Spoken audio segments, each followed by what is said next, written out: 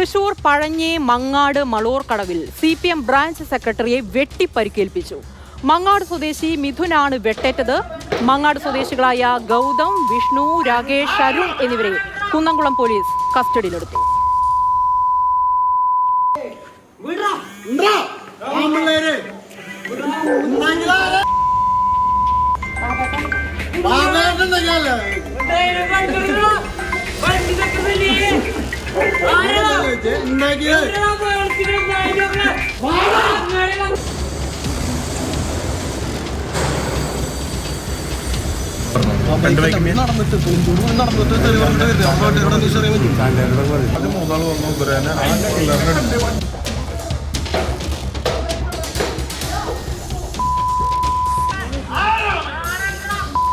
ആക്രമണത്തിന്റെ ദൃശ്യങ്ങളാണ് നമ്മൾ കണ്ടത്. ഈ വാർത്തയുടെ കൂടുതൽ വിവരങ്ങൾ പങ്കുവയ്ക്കാൻ MS ലിഷോയ് ചേരുന്നുണ്ട്. ലിഷോയ്, CPM ബ്രാഞ്ച് സെക്രട്ടറിക്കാണ് വെട്ടേറ്റത്. ആദ്യം തന്നെ ചോദിക്കട്ടെ, ആരോഗ്യനില ഇപ്പോൾ എങ്ങനെയാണ്?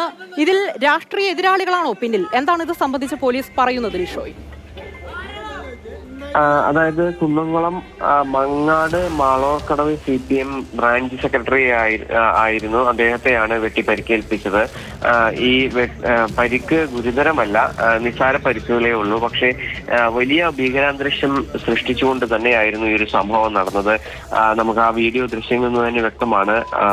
ആയുധങ്ങളുമായി റോഡിൽ വീടുകൾക്ക് മുന്നിലൊക്കെ ചെന്ന് നിന്ന് വലിയ വെല്ലുവിളിയും അസഭ്യവർഷവും ഒക്കെ തന്നെ നടത്തുന്നത് നമ്മൾ ആ ദൃശ്യങ്ങൾ തന്നെ കണ്ടതാണ്.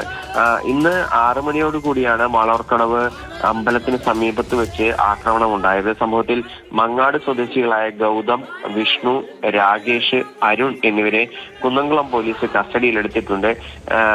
ഇവർ ലഹരിയിലായിരുന്നു ഈ ഒരു സമയത്ത് എന്നുള്ളതും പോലീസ് പറയുന്നു. മിഥുന്റെ സഹോദരനുമായി, ഈ പരിക്കേറ്റ മിഥുന്റെ സഹോദരനുമായി ഈ സംഘം വാക്കുതർക്കത്തിൽ ഏർപ്പെട്ടിരുന്നു. ഇവർ BJP പ്രവർത്തകരാണ് എന്നുള്ളതാണ് CPM പറയുന്നത്. ഈ വാക്കുതർക്കത്തിന്റെ പ്രതികാരം എന്നോണമാണ് ഇന്ന് വൈകിട്ട് മിഥുനുമായി വീണ്ടും സംഘർഷം ഉണ്ടാകുന്നത്. തുടർന്ന് കയ്യിൽ കരുതിയിരുന്ന ആയുധം കൊണ്ട് ആക്രമിക്കുകയായിരുന്നു. ആയുധം കൊണ്ട് ആക്രമിച്ച പരിക്കേറ്റ് പുറകിലാണ്, തലയുടെ ഭാഗത്തായാണ് ഇത്തരത്തിൽ ഈ മിഥുനെ പരിക്കേറ്റിട്ടുള്ളത്. കുന്നംകുളം താലൂക്ക് ആശുപത്രിയിലാണ് മിഥുനെ പ്രവേശിപ്പിച്ചത്.